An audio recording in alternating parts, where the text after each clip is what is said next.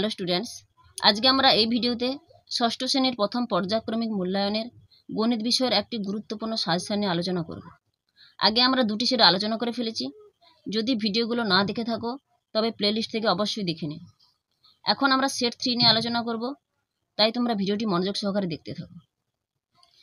আচ্ছা, একে দাগে কি বলেছে দেখা যাক। বলেছে নিচের প্রশ্নগুলির উত্তর দাও। এখানে 10টি প্রশ্ন থাকবে 1 নম্বরের। আচ্ছা, একে বলেছে যে কোনো দুটি মৌলিক সংখ্যার গসাগু হলো 0, মৌলিক সংখ্যা 1, সংখ্যা দুটির গুণফল। আচ্ছা, আমরা মনে করি যে কোনো দুটি মৌলিক সংখ্যা ধরে নিই 5 আর 7। তোমরা অন্য কিছু ধরতে পারো। দেখো, এখানে আমরা যদি 5-এর উৎপাদক করি কি হবে, 1 হবে আর 5 হবে। আর 7-এর উৎপাদক করলে কি হবে, 1 হবে 7 হবে। অর্থাৎ এখানে কমন হচ্ছে 1। তাহলে এই দুটি মৌলিক সংখ্যার গসাগু আমরা কত পাচ্ছি? এই দুটি মৌলিক সংখ্যার গসাগু পাচ্ছি 1। সুতরাং যে কোনো দুটি মৌলিক সংখ্যার গসাগু হবে 1। তাহলে এখানে অপশান সি হবে। এরপরে 50কে রোমান অক্ষরে প্রকাশ করলে হয় L M C V X. দেখো, এল হচ্ছে 50, এলের মানটাই হচ্ছে 50, আর এম হলে হবে 1000, আর সি হলে হবে 100। আর দেখো, ভি কখনো এক্স থেকে বিয়োগ হয় না, সুতরাং এখানে তাহলে এলটা হচ্ছে 50। তাহলে 50কে রোমান অক্ষরে প্রকাশ করলে হয় এল। এরপরে শূন্যস্থান পূরণ করো। 172 ডিগ্রি কোণটি হলো ড্যাশ। আচ্ছা, 172 ডিগ্রি বলতে কি 90 থেকে বেশি আর 180 থেকে কম। তাহলে আমরা কি জানি, যে কোণের মান 90 ডিগ্রি থেকে বেশি কিন্তু 180 ডিগ্রি থেকে কম তাকে বলা হয় স্থূলকোণ। তাহলে এক্ষেত্রে 172 ডিগ্রি কোণটি কী কোণ হবে? এক্ষেত্রে 172 ডিগ্রি কোণটি স্থূলকোণ হবে। তাহলে কী কোণ হলো? স্থূলকোণ। এরপরে কি প্রশ্ন দেখো, বলছে 6 দশাংশ হলো। 6 দশাংশ হলো কি দেওয়া আছে 0.6, 0.06, 0.006। আচ্ছা, আমরা দশমিকের পরের সংখ্যাকেই দশাংশ বলি, তারপরের সংখ্যা থাকলে শতাংশ, তারপরের সংখ্যাকে আমরা বলে থাকি সহস্রাংশ। আচ্ছা, এখানে দশমিকের পরে কি রয়েছে দেখো 6, তাহলে দশমিকের পরের সংখ্যা যেটা সেটা দশাংশ। আর এখানে বলেছে 6 দশাংশ, অর্থাৎ দশমিকের পরে 6 রয়েছে, এই জন্য 6 দশাংশ কোনটা হবে 0.6। এরপরে বলেছে 1 থেকে 10-এর মৌলিক সংখ্যাগুলির যোগফল। আচ্ছা, 1 থেকে 10-এর মধ্যে যে মৌলিক সংখ্যাগুলি আছে কি কি বলো তো কই? আচ্ছা, 1 থেকে 10-এর মধ্যে রয়েছে 2, 3, 5 আর 7। তাহলে এই 4টা মৌলিক সংখ্যা রয়েছে। তাহলে এইগুলো যদি যোগ করি 2 যুক্ত 3 যুক্ত 5 যুক্ত 7, তাহলে যোগ করলে হবে 3, 2, 5, 5, 10, 7, 17। অর্থাৎ 1 থেকে 10-এর মধ্যে মৌলিক সংখ্যাগুলির যোগফল হলো 17। এরপরে একটি প্রকৃত ভগ্নাংশের লব ও হরের সমষ্টি 3। ভগ্নাংশটি কত? আচ্ছা, আমরা প্রকৃত ভগ্নাংশ কি জানি, যার লবটা হরের থেকে ছোট হবে। আচ্ছা, এখানে লব ও হরের সমষ্টি দেওয়া আছে 3, তাহলে নিশ্চয়ই লব যেহেতু হরের থেকে ছোট, তাহলে লবকে হতে হবে 1 আর হরকে হতে হবে 2। তবে তো লব আর হরের সমষ্টি কত হবে? 1 যুক্ত 2 সমান 3। তাহলে ভগ্নাংশটি তাহলে কত হবে? তাহলে লব 1 হলে উপরে হচ্ছে লব আর হর হচ্ছে নিচে 2, তাহলে ভগ্নাংশটি হবে 1/2। এরপরে 11 কোন সংখ্যার গুণনীয়ক? আচ্ছা, 101, 111, 121। দেখো, 101কে 11 দ্বারা কিন্তু ভাগ করা যায় না, অনুরূপে 111ও 11 দ্বারা বিভাজ্য নয়, কিন্তু 121 11 দ্বারা বিভাজ্য। দেখো, যদি তাহলে 121কে যদি 11 দ্বারা ভাগ করে থাকি, দেখো 11 একে 11, আচ্ছা 2 থেকে গেলে 1 নামলো, 11 একে 11, তাহলে কেবলমাত্র 121 11 দ্বারা বিভাজ্য, সুতরাং 121-এর গুণনীয়ক 11 হবে। তাহলে এখানে অপশান সি হবে। এরপরে প্রশ্ন দেখো, শূন্যস্থান পূরণ করো। কি বলেছে? দুটি সংখ্যার গুণফল 1 হলে একটি সংখ্যা অপরটির ড্যাশ হবে। দেখো, দুটি সংখ্যার গুণফল 1 বলেছে, এখানে প্রশ্নের মধ্যেই উত্তর লুকিয়ে রয়েছে। দুটি সংখ্যা ধরে নেই, একটা যদি 5 হয় তাহলে আর একটা সংখ্যা কত হবে? 1-এর 5, তবে না 1 হবে। অর্থাৎ কি, কোনো সংখ্যাকে তার অনন্যক দিয়ে গুণ করলে তবেই 1 পাবো। তাহলে এখানে বলেছে দুটি সংখ্যার গুণফল 1 হলে একটি সংখ্যা অপরটির কি হবে? অনন্যক হবে। তাহলে এখানে হবে অনন্যক। বানানটা ভালো করে দেখে নেবে তোমরা। এরপরে বলেছে অয়নের এখন বয়স x বছর হলে 8 বছর আগে তার বয়স ছিল। মনে করো এখন তোমার বয়স 12 বছর। তাহলে আমি যদি বলি 3 বছর আগে তোমার বয়স কত ছিল, কি করে পাবো?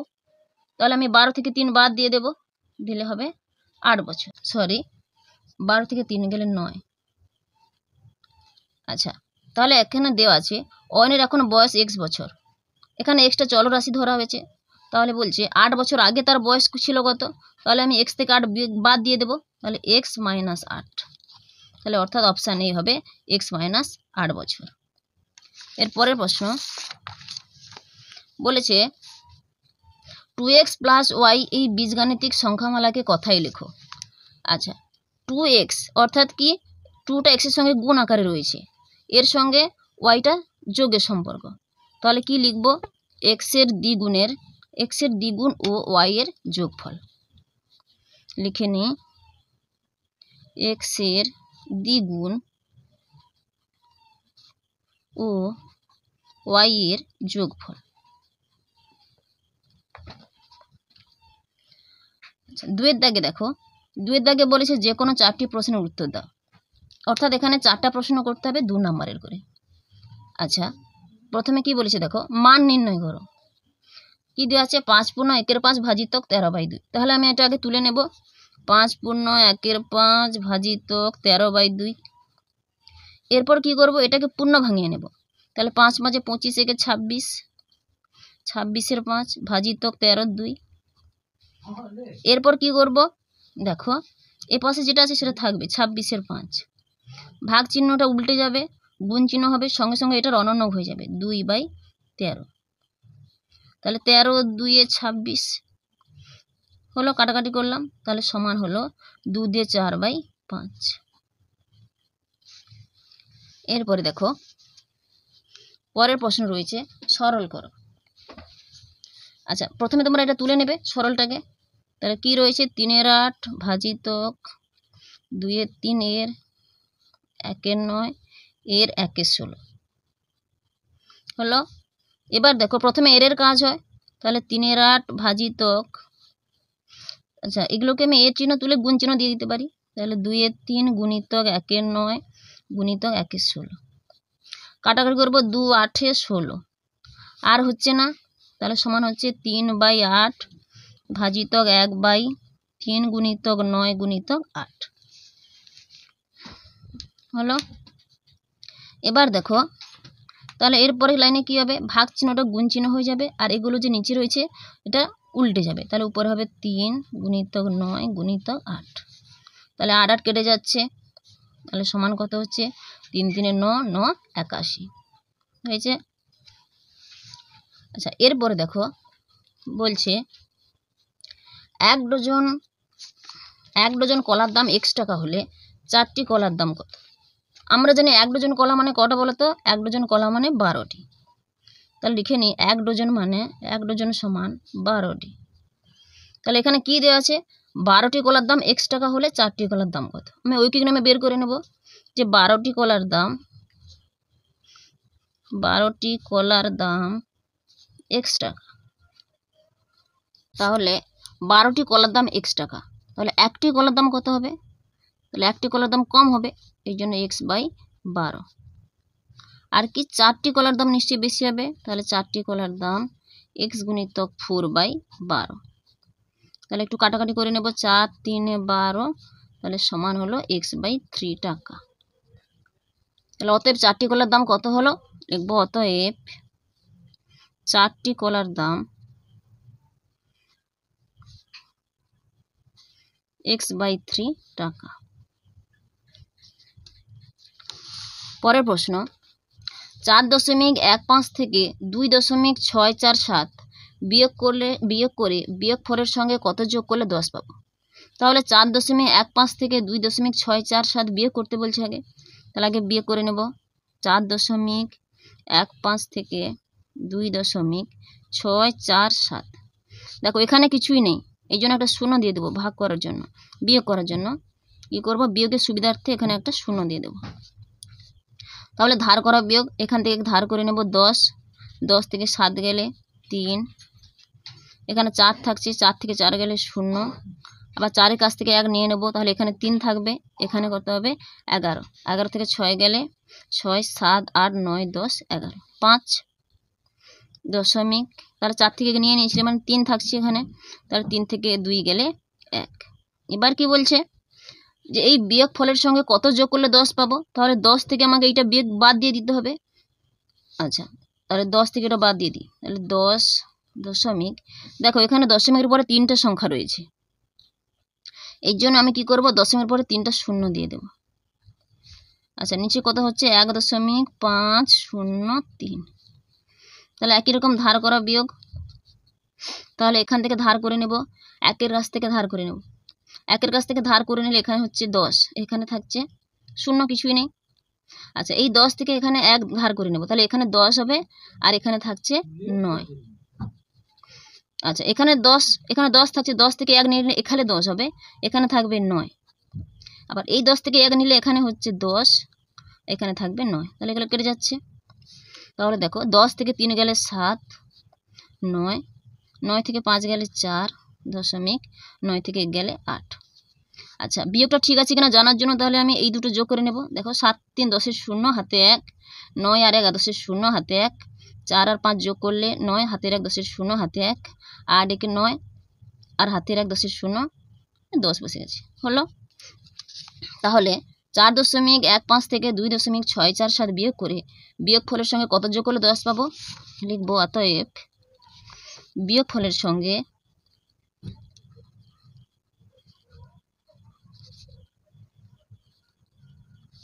8.497 যোগ করলে 10 পাবো। এরপরের প্রশ্ন দেখো, এরপরে রয়েছে গসাগু নির্ণয় করো। আচ্ছা, কি রয়েছে দেখো, আমরা গসাগু ভাগ পদ্ধতিতে করতে পারি, আবার এমনিও করতে পারি।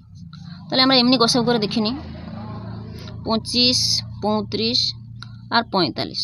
তাহলে গসাগু করার সময় আমাদেরকে মনে রাখতে হবে এখানে 3টা সংখ্যার গসাগু নির্ণয় করছি, তাহলে এমন সংখ্যা দিয়ে দিতে হবে যাতে 3টা সংখ্যাই বিভাজ্য হয়। আমি যদি 5 দিয়ে দিই, দেখো 5 5 25, আচ্ছা 5 5 7 35, 5 9 45, আর কিন্তু যাচ্ছে না, তাহলে 25, 35 ও 45-এর গসাগু কত হচ্ছে 5। তাহলে লিখে নেব অতএব 25, 35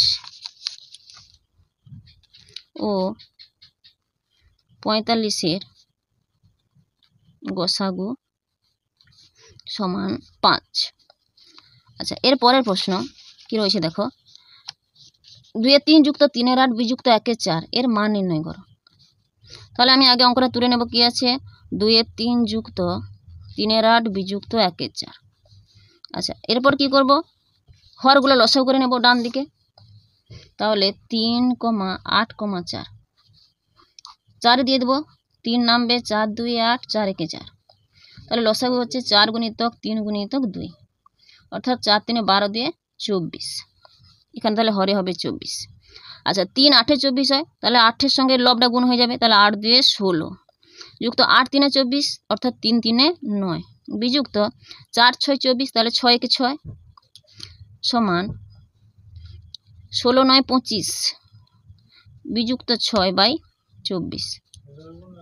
তাহলে 25 থেকে 6 বাদ দিয়ে দিলে 15 থেকে 6 গেলে 9, আর 2 থেকে 1 নিয়ে নিয়েছি মানে 1 থাকলো, তাহলে মুখে মুখে বিয়োগ করতে পারো অথবা সাইড লিখে বিয়োগ করতে পারো।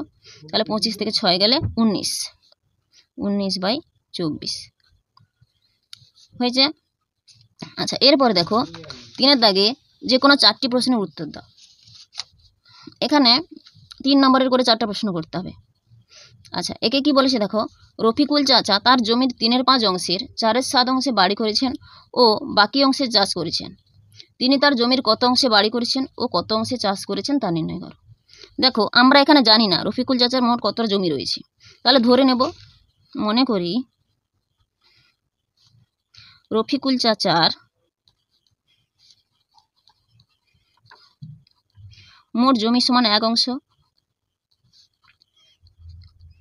এবার বলেছে কত অংশে বাড়ি করেছে, তার জমির 3/5 অংশের 4/7 অংশে বাড়ি করেছেন। আচ্ছা, তিনি তার জমির 3/5 অংশের 4/7 অংশে বাড়ি করেছেন। তাহলে কত অংশে বাড়ি করেছেন? তাহলে অতএব তিনি বাড়ি করেছেন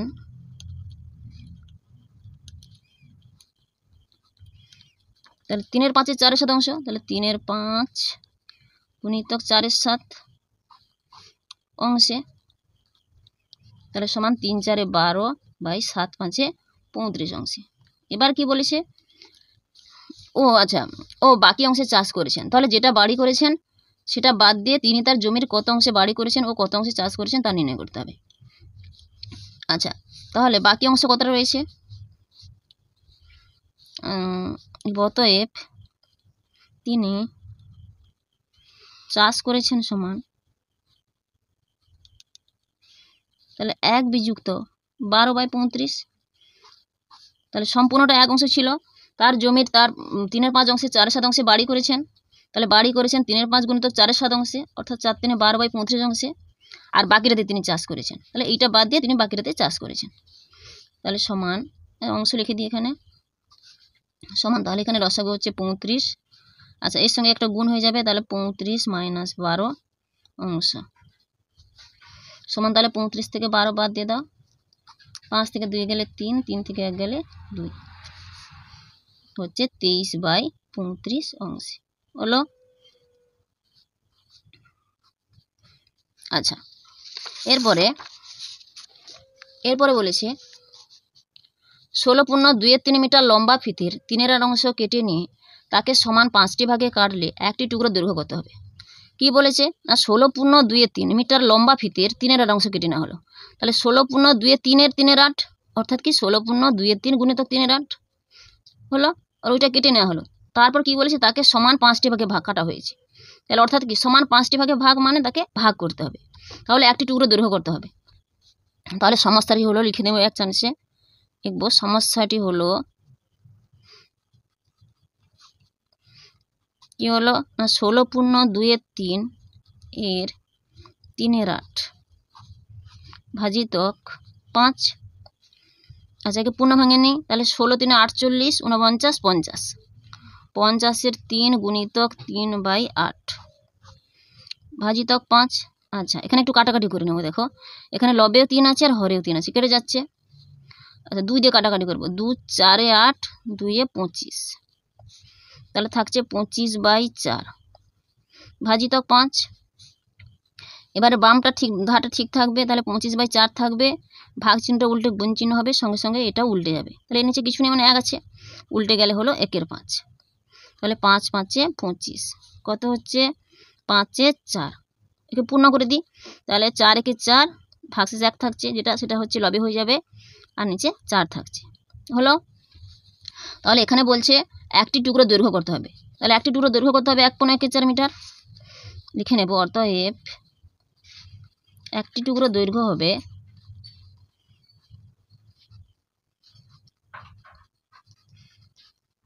সমান 1.14 মিটার।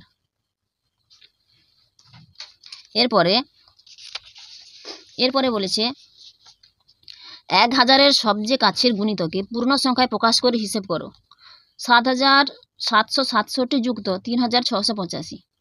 আচ্ছা, আগে এই দিকে কি করবে, বাম দিকে সংখ্যাগুলো লিখে নেবে, আর এদিকে লিখব 1000-এর গুণিতকে পূর্ণ সংখ্যা।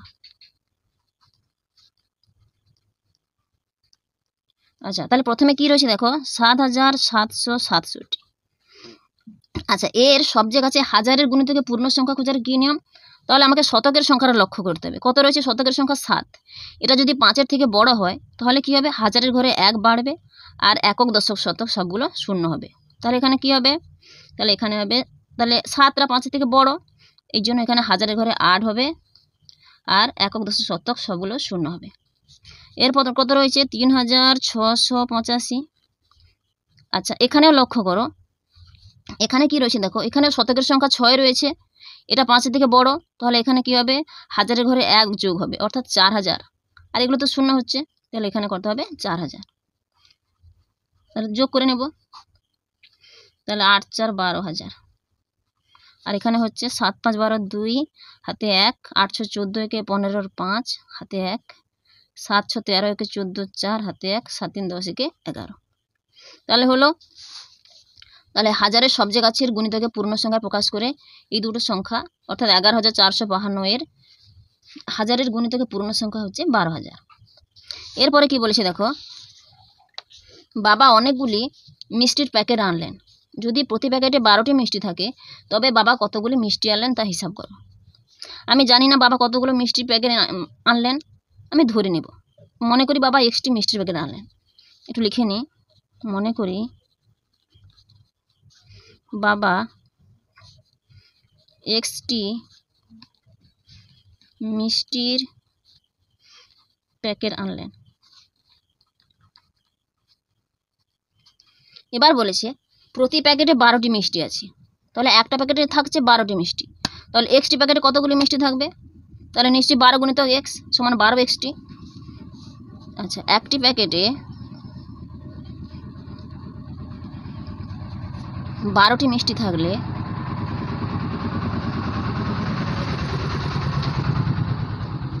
এক্সটি প্যাকেটে মিষ্টি থাকবে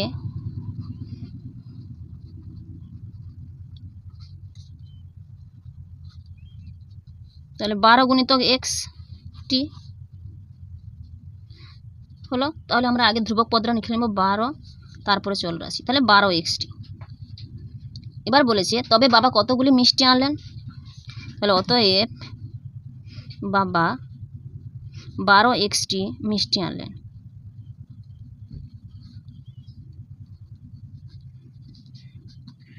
হয়েছে। এরপরে বলেছে একটি শহরের লোক সংখ্যা 2,98,72,600। এদের মধ্যে পুরুষ রয়েছে 1,25,05,000 ও মহিলা 88,72,435 হলে শিশুদের সংখ্যা কত? তাহলে দেখো মোট লোক সংখ্যা দেওয়া আছে, তাহলে শহরের মোট লোক সংখ্যা কত? শহরের মোট লোক সংখ্যা সমান 2,98,72,600 জন। এবার কি বলেছে, এদের মধ্যে পুরুষ রয়েছে 1,25,05,000 জন ও মহিলা রয়েছে 88,72,435। তাহলে পুরুষ ও স্ত্রী মিলে কতজন রয়েছে? লিখব পুরুষ ও মহিলা রয়েছে সমান, দুটোকে যোগ করে নেব। তাহলে 1,25,05,000 যুক্ত 88,72,435 জন। তাহলে এটাকে যোগ করে নিই, এটা ডান দিকে যোগ করে নেব। 1,25,05,000 জন, আর কত রয়েছে? 88,72,435। আচ্ছা, 5 শূন্যর সঙ্গে 3 যোগ করলে 3, 5 4 9, 2 শূন্য 7 যোগ করলে তো 7 হবে, 8 5 13 3 হাতে 1, 8 2 10 একে 11 1 1 1 2।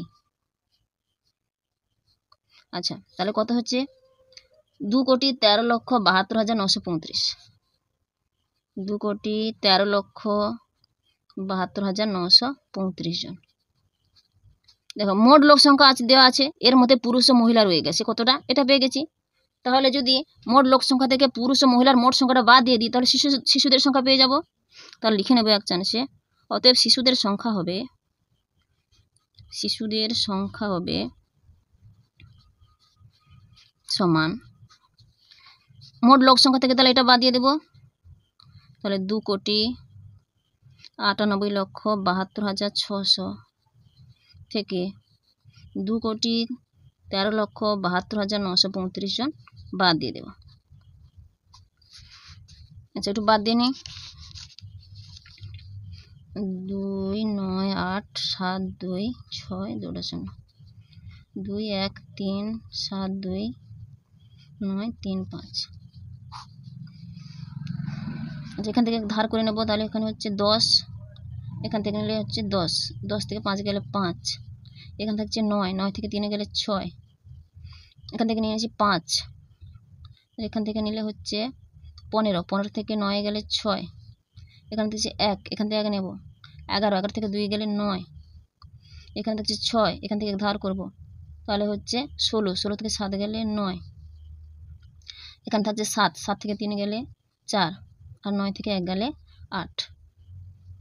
তাহলে বিয়োগটা ঠিক আছে কিনা দেখে নিই। তাহলে 5 10 0 হাতে 1, 6 3 9, 1 10 0 হাতে 1, 9 15 কে 16 6 হাতে 1, 9 2 11 কে 12 2 হাতে 1, 9 7 16 কে 17 7 হাতে 1, 4 3 7 কে 8, 8 কে 9, 2 থেকে 2 গেলে 0 হলো। তাহলে সমান হচ্ছে 84,99,665 জন। তাহলে শিশুদের সংখ্যা কত হচ্ছে? শিশুদের সংখ্যা হচ্ছে 84,99,665 জন।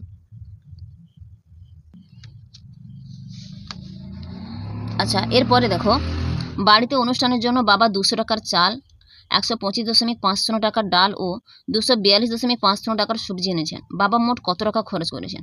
তাহলে যখনই মোট কথাটা আসবে তখন কি করতে হবে? যোগ করতে হবে। তাহলে লিখে নেব, চাল এনেছেন কত টাকার? 200 টাকার, 200.00 টাকার। এরপরে ডাল এনেছেন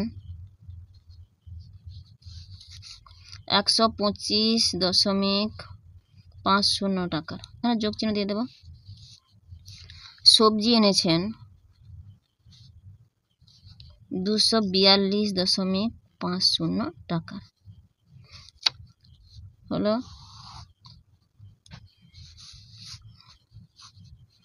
অতএব মোট সবজি এনেছেন,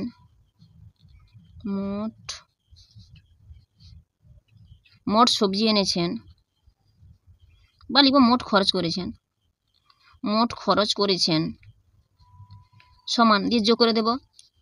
আচ্ছা, এখানে টাকার থাকবে একক, তাহলে 0 5 5 0 হাতে 1, 5 2 7 1 8, 4 2 6, 2 2 4 1 5, 568 টাকা।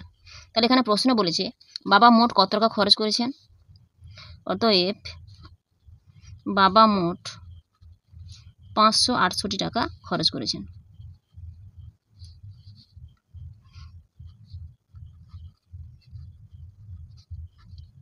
হলো। আচ্ছা, আজকের এই ভিডিওতে এই পর্যন্ত। পরবর্তী ভিডিওতে অন্য একটি সাজেশন নিয়ে আমরা আলোচনা করব। ধন্যবাদ।